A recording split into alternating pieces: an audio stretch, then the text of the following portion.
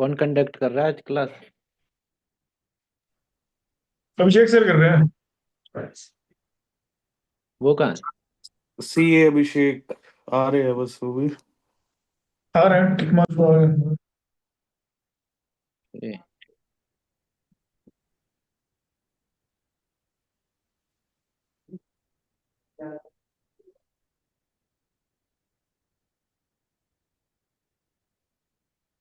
एक थोड़ी और चेंज, थोड़ा फॉर्मेट में थोड़ा और इम्प्रूवमेंट कर रहे हैं। जैसे ना, एक मैं फॉर्म बना लिया है बस, ओके। उसमें प्रॉब्लम्स का फॉर्म बना लिया है। जैसे अभी तो टॉपिक तो खुद से आ गए सर, कोई बात नहीं लास्ट में। हेलो।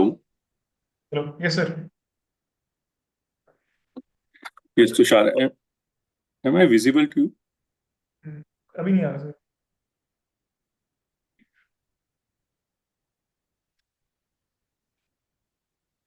अब आ रही, अब now you are visible.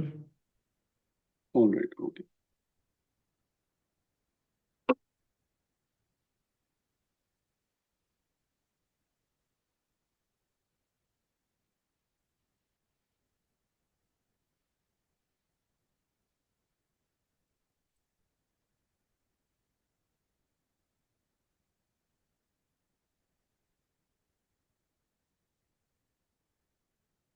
Sir start. हाँ, we can start. ठीक है. Let me share my screen.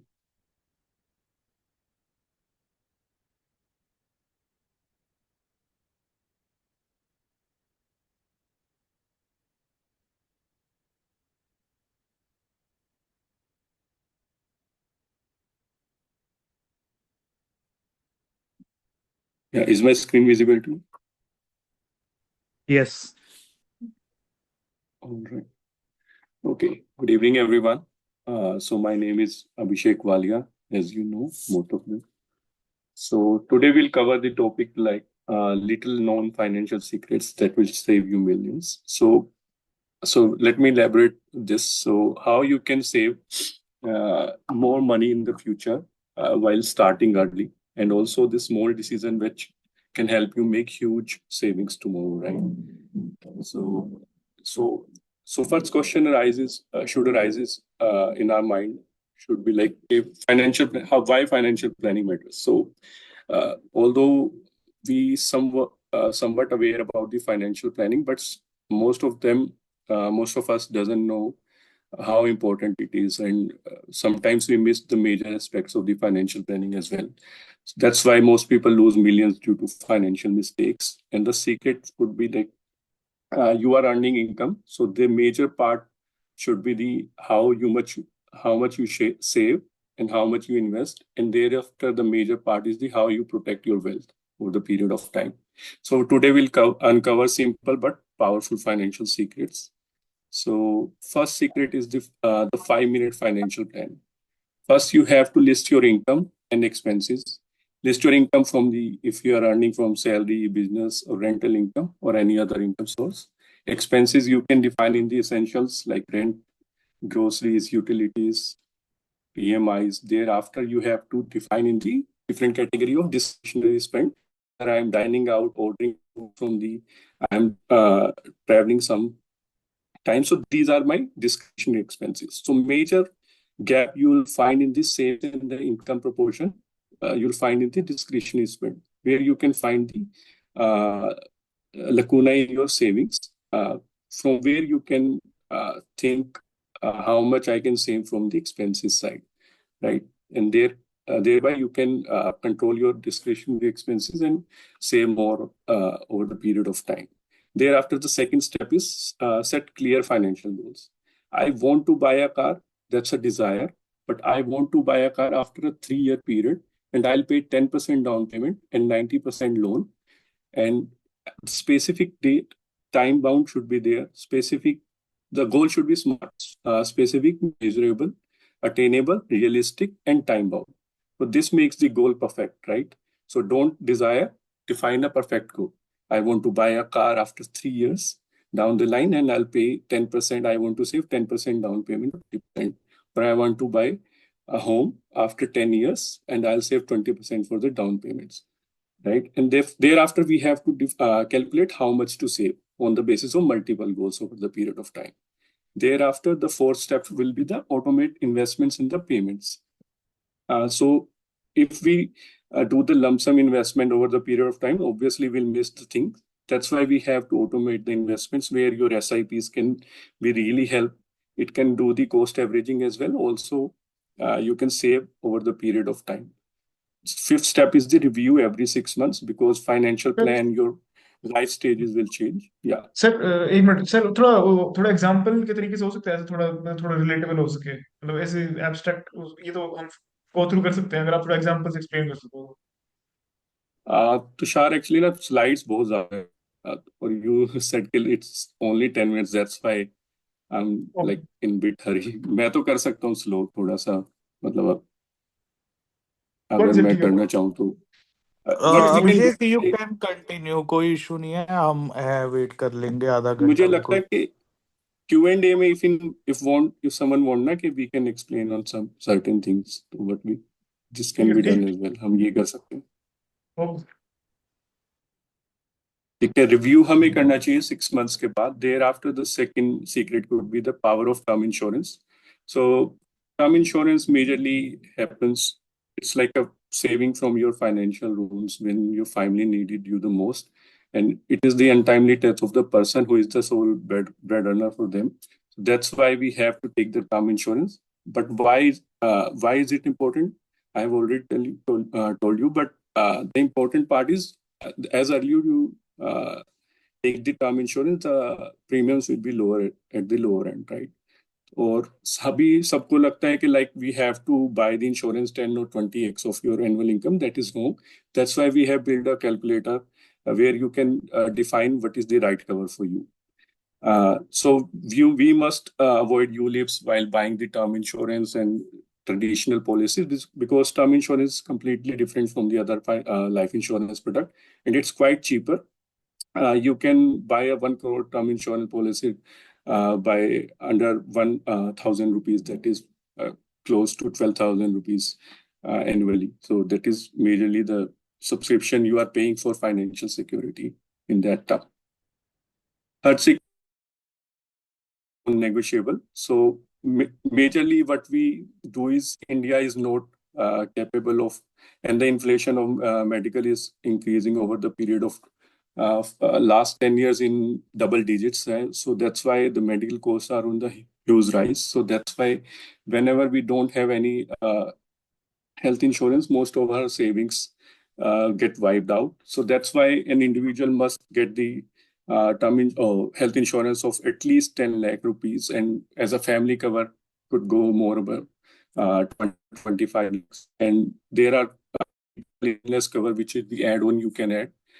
So as you buy at the young age, so premiums will be again lower, and 10 lakh health cover can come around like 500, $700, and it can save you like much more, and it won't put dent in your pockets at the time of medical emergencies. So fourth secret is emergency fund. So we take this thing very lightly, and even don't know does this exist or not. Because most people don't have cash when emergency hits. So that's why we have to build 3 to 6 months of expense in a liquid or arbitrage kind of fund. So liquidity is the real key is here. So whenever the emergency arises, तो हमें liquidity पे ध्यान रखना जरूरी है. That's why we don't have to take loans or depends on the credit cards for emergencies. That's why we have to keep it in a separate account. That's why, therefore, we save ourselves from falling into debt traps. Secret 5 will be the investing wisely. So majorly we invest on the family advisor. Don't take the help of any expert. That's why we fall into trap of grid schemes and other financial frauds.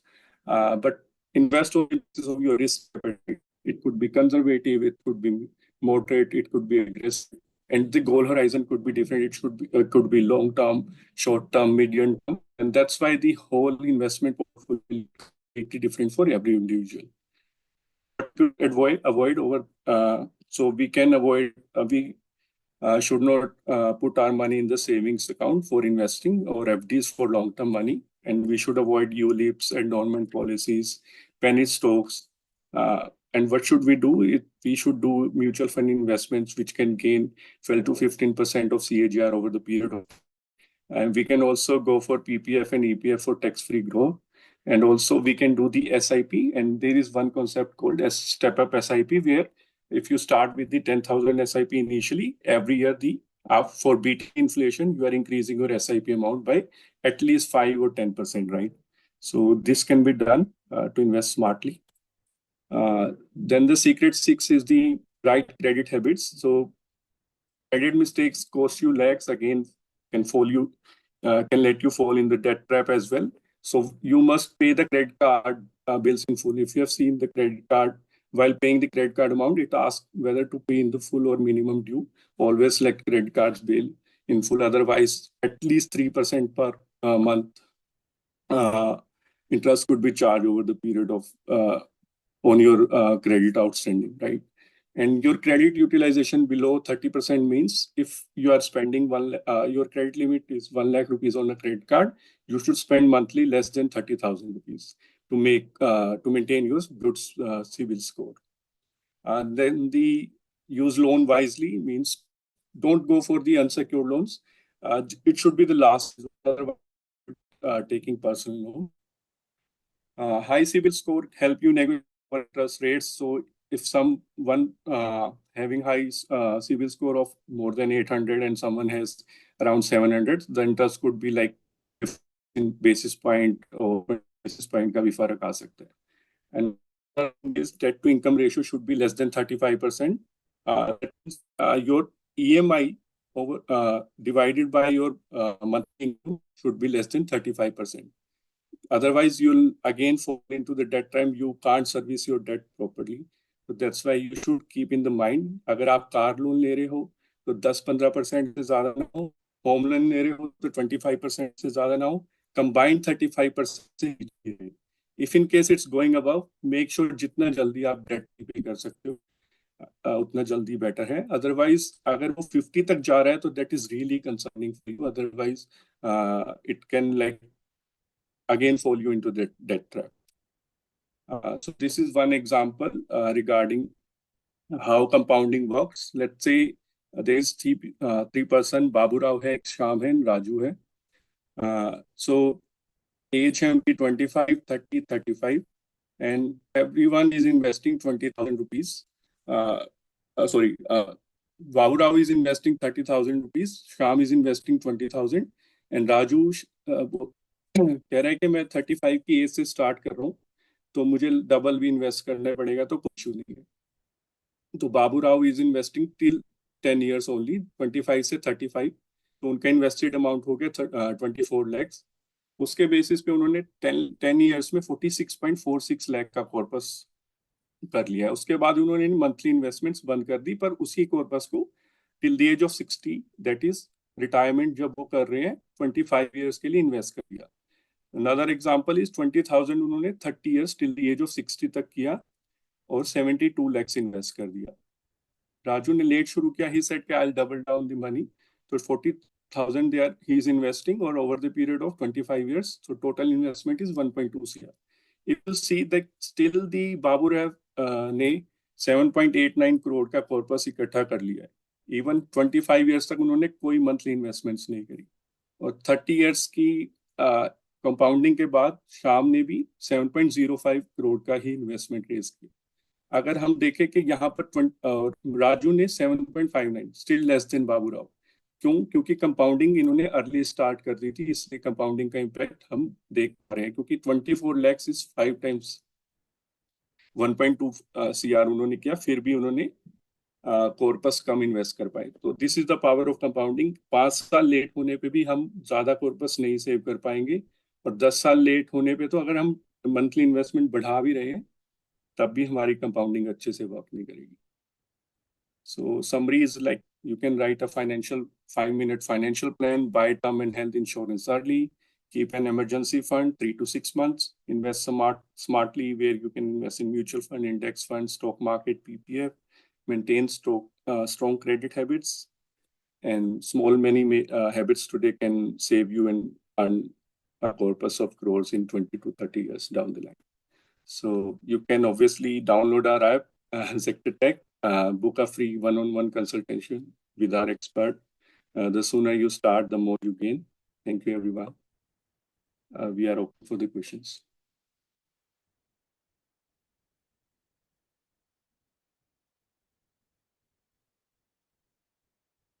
Abhishek, my first question is like, uh, as मतलब many जो financial advisor होते हैं कि like वो कहते हैं कि like whether to buy a house, rent a house. So what's your opinion on that?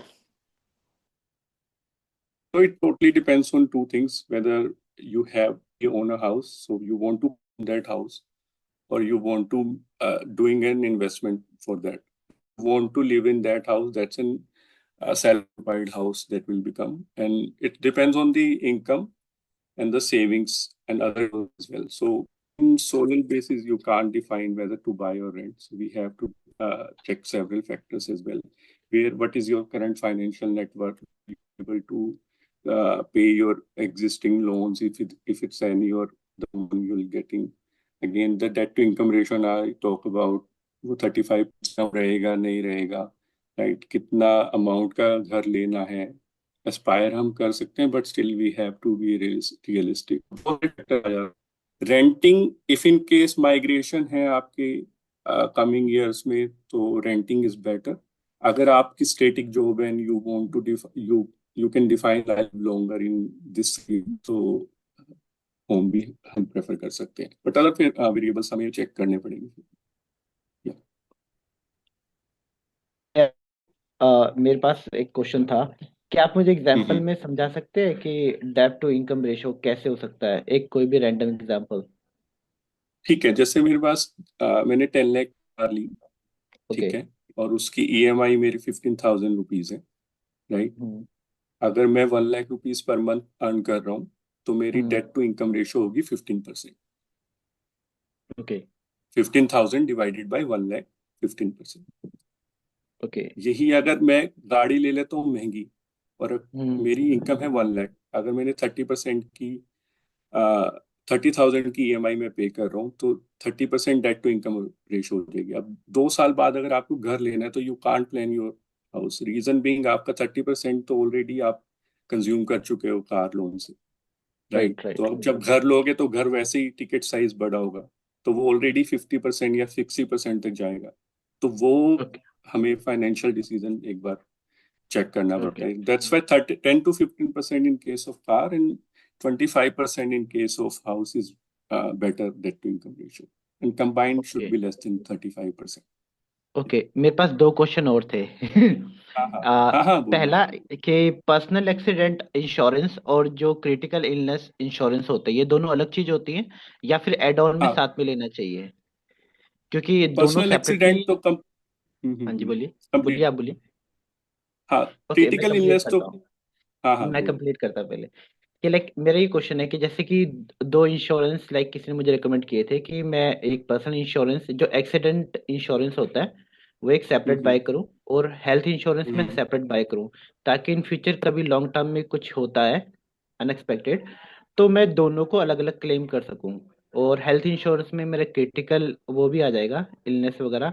और पर्सनल एक्सीडेंट में मोस्टली लाइक कोई भी एक्सीडेंट वगैरह होता है, डैमेज वगैरह, वो दोनों अलग हो जाएगा. तो दोनों अलग लेने चाहिए या मुझे एड ऑन में लेने चाहिए? कि जैसे कि अब देखो, पर्सनल पॉइंट क्या है एक्सीडेंट ना. में मिल जाता है. बोलिए. हाँ, पर्सनल एक्सीडेंट एड ऑन तो मिल ही सकता है. अदर लेने का फायदा ये है कि let's say you are travelling too much, और उस वजह से आपको लगता है कि वो कॉर्पस ज्यादा होना चाहिए, क्योंकि अदरवाइज आप एड ऑन लोगे ना, 1-2 लाख का पर्सनल एक्सीडेंट कवर मिलेगा आपको. और देयर आर क्लोजेस जो पर्सनल एक्सीडेंट कवर के केसेस में कॉर्पस मिल जाएगा, तो एड ऑन का वो बेनिफिट है, राइट? और जो क्रिटिकल इलनेस वाला पॉइंट है, दैट इज कि आप अगर जैसे इन केस ऑफ कैंसर है या कोई बिल्कुल लाइफ थ्रेटनिंग डिजीजेस है, राइट? सो उसके लिए क्रिटिकल इलनेस कवर्ड रहती है, वो तो बिल्कुल ही सेपरेट हो गया. Personal accident is someone who travels more, right? और उनको डेंजर रहता है, राइट, इधर बाय कार, बाइक. सो उनके लिए personal accident cover better, and it's like तो ओके बिल्कुल सेपरेट लेना है तो बहुत ही ज्यादा ट्रेवल है तो यू कैन, और वो कॉर्पस ज्यादा रखना है तो उस वजह से कवर ज्यादा रखना है, एक्सीडेंट अलग से ले सकते ओके ओके। एंड मेरा क्वेश्चन ये है, फॉर एग्जांपल मैंने अगर यूएस में किसी कंपनी का सब्सक्रिप्शन बाय कर रखा है, राइट, हैं। किसी भी चीज का मैंने टूल का सब्सक्रिप्शन बाय कर रखा है, तो क्या मैं हम्म। बैंक की रिक्वेस्ट करके उसका सब्सक्रिप्शन कैंसिल करा सकता हूँ, या फिर अगर एक बार उन्हें उनको हम मैंने मर्चेंट का एक्सेस दे दिया उसके बाद मैं उसको कभी कैंसिल नहीं करा सकता हूँ? नहीं, आई गेस अगर वो मैंडेट लगा हुआ है ना तो आरबीआई उसे वो करता है, तो आपके बैंक में अगर आप, ये मैं वैसे पर्सनल उससे कह रहा हूँ, तो बैंक ओके की आपकी नेट बैंकिंग एक्सेस जो होगा ना उसमें मैंडेट्स होते हैं, उसमें जाकर कर सकते हो। अदरवाइज जो ओके। सब्सक्रिप्शन वाली कंपनीज है ना उन्होंने भी ऑप्शन दे ही रखा होगा कि आपको कहाँ से जाके कैंसिल करना है। दैट आई डोंट नो कि मे बी उस टूल का नहीं हो, बट कोई भी मैंडेट अगर आपने अपनी बैंक से लगाया हुआ है ना तो बैंकिंग आप करके उसमें से मैंडेट जाके कैंसिल कर सकते ओके ओके, थैंक यू, मेरे क्वेश्चंस हो गए, हो। कोई और पूछ सकता है?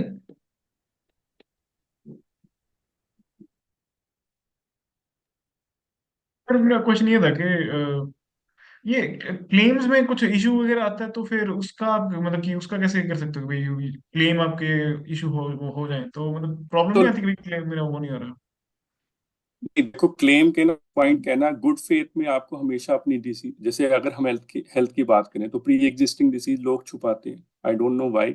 अगर छुपाना है तो ठीक है, but point is doctor prescribe ही करते हैं मेडिसिन भी। जैसे आप इमरजेंसी में जाओगे ना, दे आस्क कोई ऑलरेडी मेडिसिन चल रही है कि नहीं, तब आप ये नहीं सोचते मुझे पॉलिसी लेनी, कवर लेना है या क्लेम लेना, because you want best treatment ना, तो आप बताओगे हाँ मेरे 5 साल से तो ये गोली खा रहा हूँ, ले रहा हूँ, तो उस टाइम तो आपने डॉक्टर को बता दिया।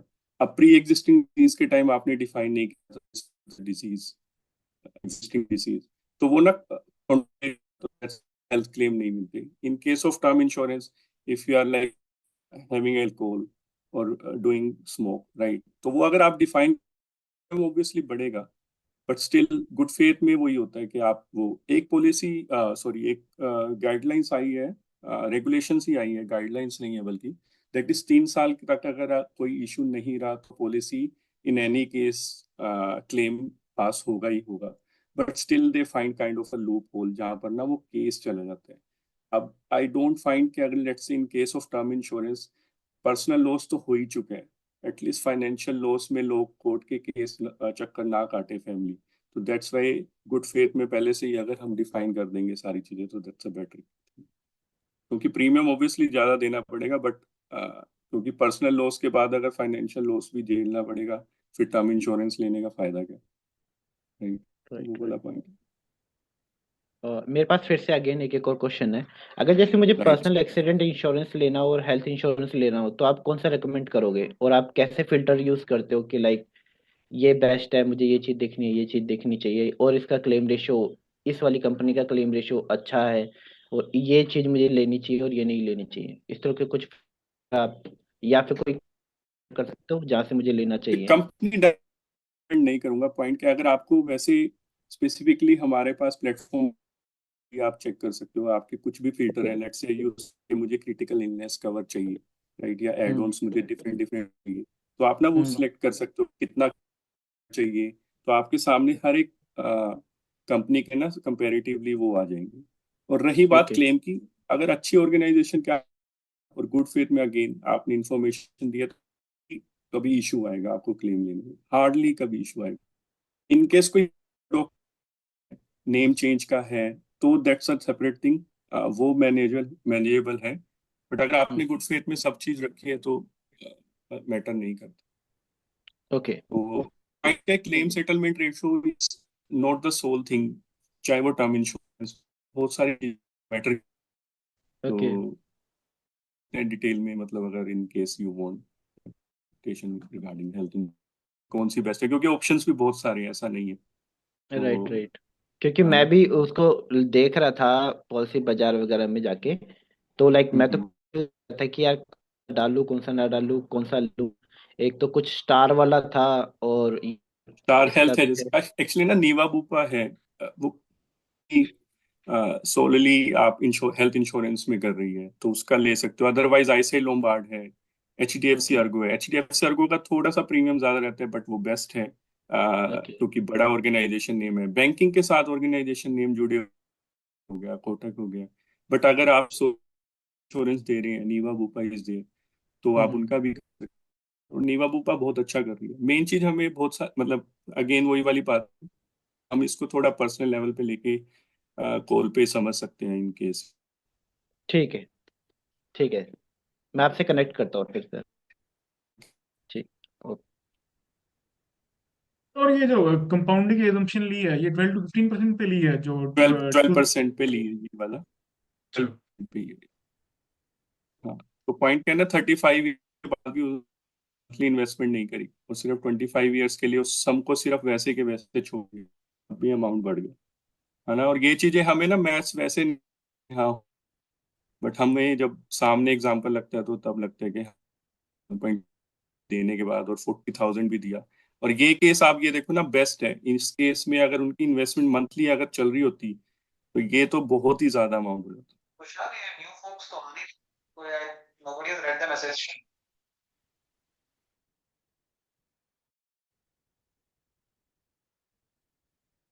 मैडम, और किसी के कोई क्वेश्चन हैं तो या फिर हम सेशन क्लोज करें?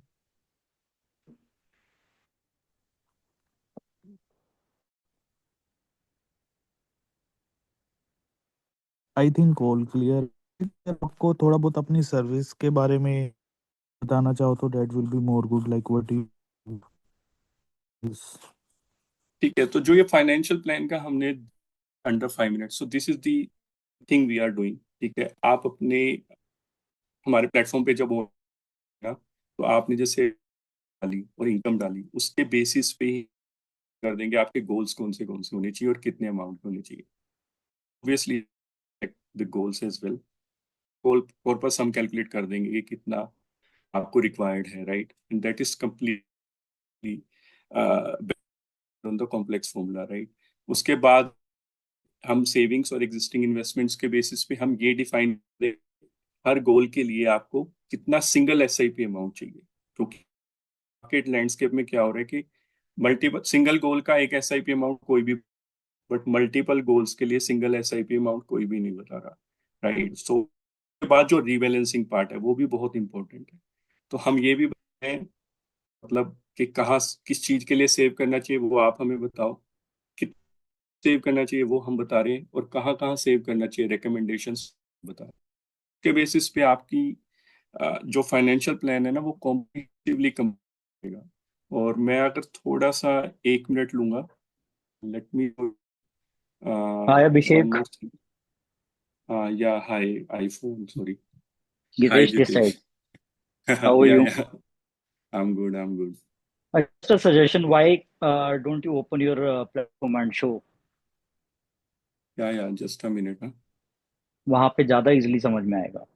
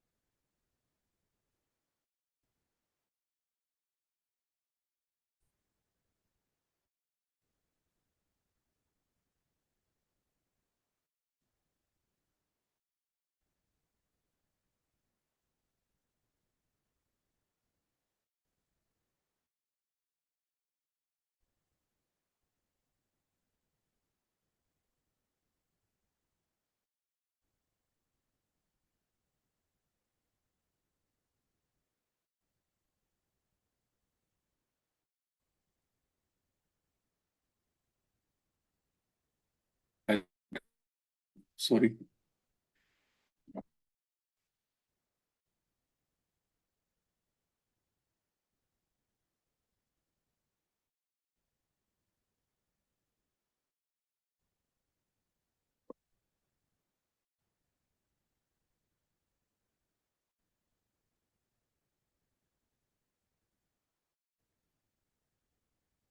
या so onboarding process is, but let's say अगर गोल्स उसमें हो वो सामने आए, वो आपके एग्जिस्टिंग सेविंग्स के बेसिस पे अमाउंट इतना था बट कंप्लीट सिर्फ स्क्रीन नहीं 11% शो हो हो रही रहा, है ना।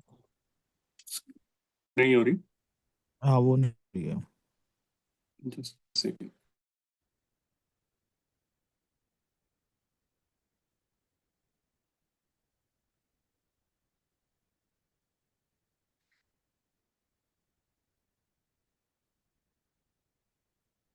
Is it now?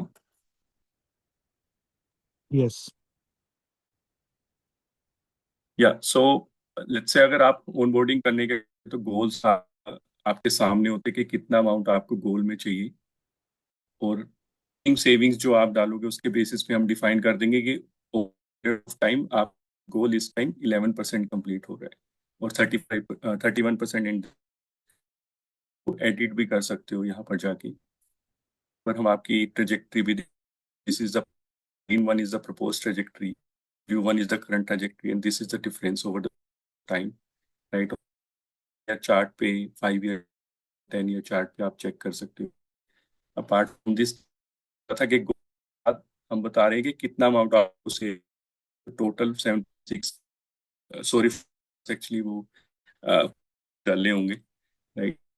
Right now I'm saving let's say 47K only, so you have to additional save 7.2 lakh to achieve all your goals, right? And वो जो amount है वो 0.2 lakhs कहाँ इन्वेस्ट होना चाहिए?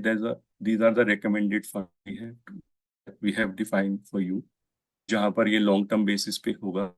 आप बेसिस पे भी इन्वेस्टमेंट चेंज, तो लेट्स से मुझे सिर्फ 10,000 इन्वेस्ट करना है, तो total investment amount allocation asset allocation change हो जाएगा। And these are the things reasons why we have selected these funds. अगर लॉन्ग टर्म की जगह शॉर्ट टर्म गोल होगा तो automatically funds will be different, and you can start investments with like minimum of 100। This is the retirement fire number which so my retirement number is at the age of 50, but due to my low existing say मैं 71 years की basis की as पे ही retire हो। That's why this is giving comparison picture as well। हमारे के basis पे हमारी retirement 21 years पीछे रह जाएगी, वो हम चेंज भी कर सकते हैं यहाँ पर। अगर हम एडिशनल लेट्स से मैं 60 की करना चाहूँगा एज हो,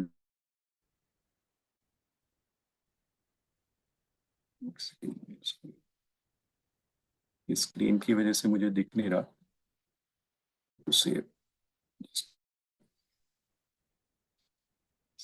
अगर मैं ये सेव कर रहा हूँ,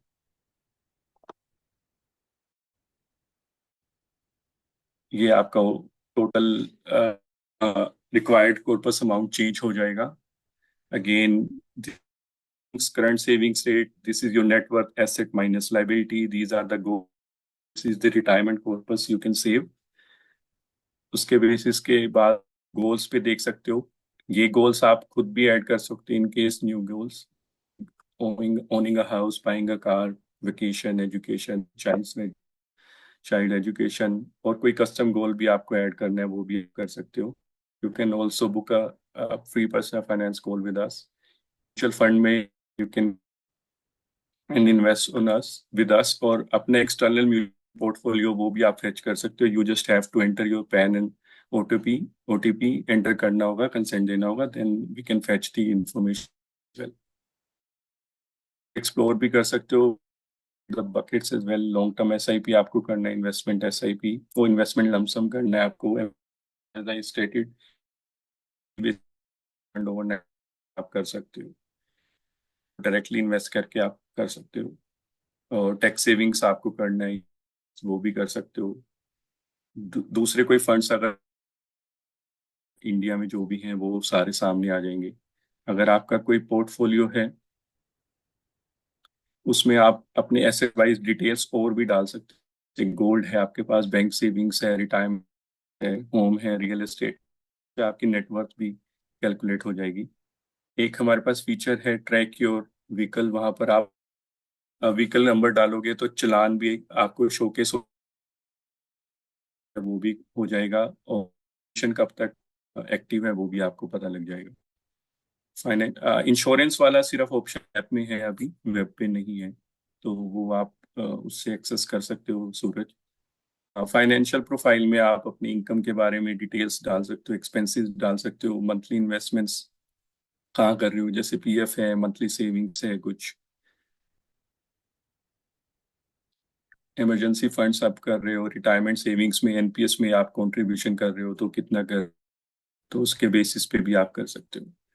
एक्शन सेंटर हमने क्रिएट किया हुआ है, जैसे यूजर जर्नी को थोड़ा और इजी करने के लिए। लेट्स से उन्होंने इनपुट डेटा नहीं की है, जैसे जैसे हम उनको एक्शन सेंटर में जाके गाइड भी कर सकते हैं कि आप ये इनपुट्स डाल, ज़्यादा कॉम्प्रिहेंसिव पिक्चर आपके और इंसाइटफुल रहेगा प्लेटफॉर्म यूज करने। सेटिंग्स तो ऑब्वियसली आप बेसिक सेटिंग्स चेंज कर सकते हो, जो थोड़ा सारी जो हमने एजम्पशंस ली हैं उनके सामने है वो, right. Support ticket again, if in case of any query can they with us, but user journey आप करोगे कोडिंग में हिस्ट्री क्वेश्चन, रहेगा।